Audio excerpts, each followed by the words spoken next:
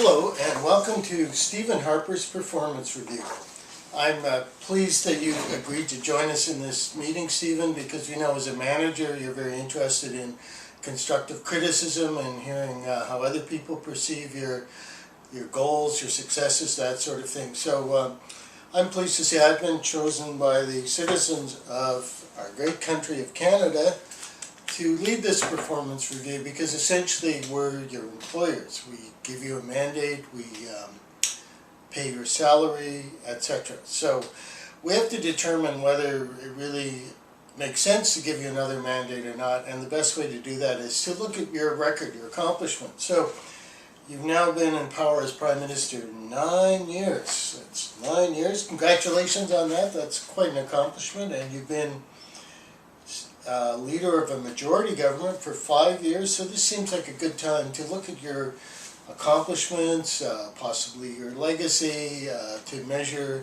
achievement of your goals, and that's why we're holding this performance review. So let's look at some of the things that you announced as priorities. You were big on deficit control as a Reform MP. You often criticized other governments for running deficits and putting the country further into debt. And obviously you have tried to portray yourself as leader of a government that's good as financial management. So we have a couple of issues with this. The first is that the governments previous to you, the Martin and Chrétien governments, ran balanced budgets for about 8 years and left you with a healthy surplus. Now within 2 years you turned that around into a deficit, and according to my notes here, you run a deficit every year since 2008. This year you attempted a balanced budget, but low oil prices and the fact that a couple of things like borrowing from the unemployment insurance funds surplus and selling the GM shares are not things you can do every year. So we're not sure it's really a balanced budget. And in fact, we haven't heard much more about that balanced budget thing lately. So any comments about this? Would you like to explain your financial approach and the deficit you have run up?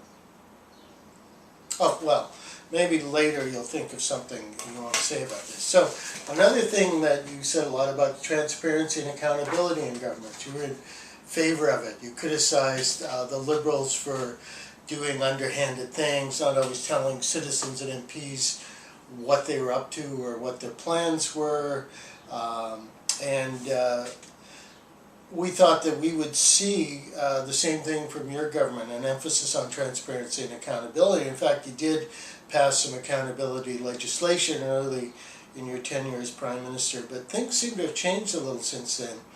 And we're concerned particularly that you became the first Commonwealth Prime Minister ever to be found in contempt of Parliament for failing to give parliamentarians information they were legally entitled to and that they needed to do their job. So this is certainly something you'll be remembered for.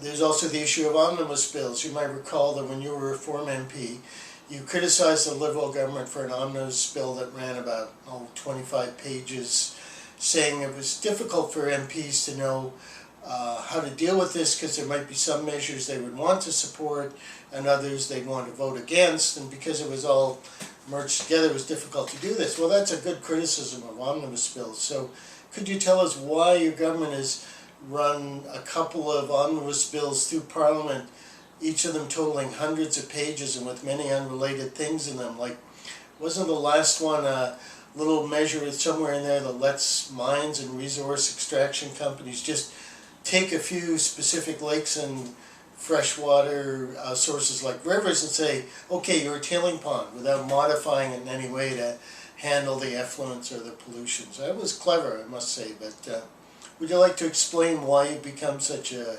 proponent of the giant omnibus bill? Nothing?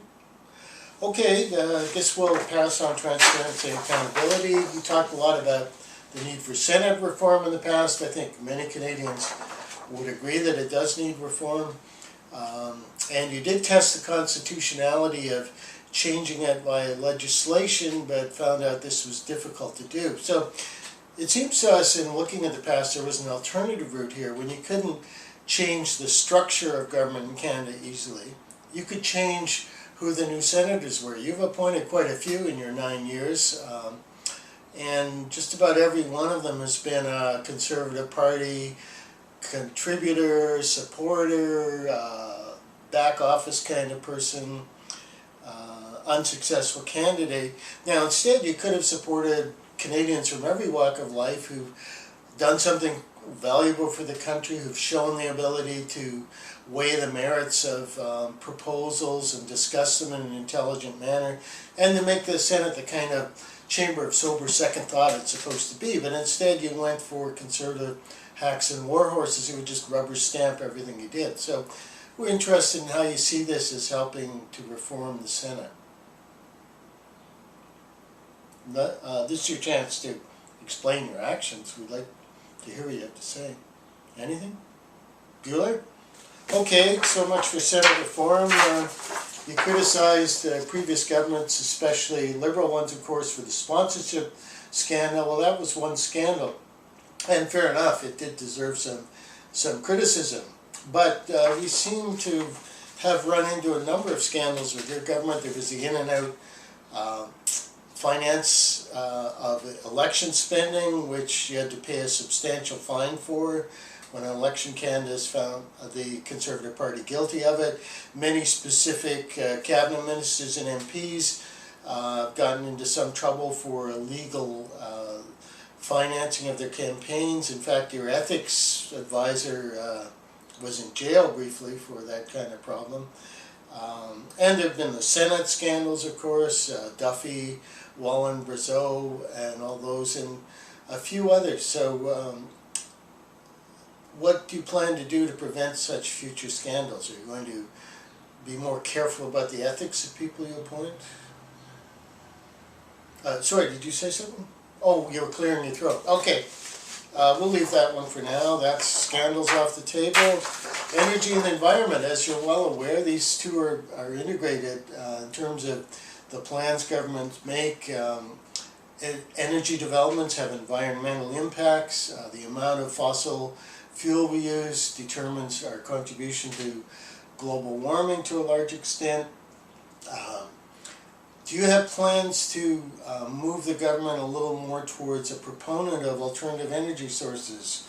Wind turbines, tidal energy, solar energy. These seem to be the future possibilities for replacing our dependence on oil and gas, which oil and gas is not going to be around forever, and they're getting more and more dangerous and difficult to extract and transport. So we'd be really interested in hearing what your plans are for moving Canada more towards a green economy.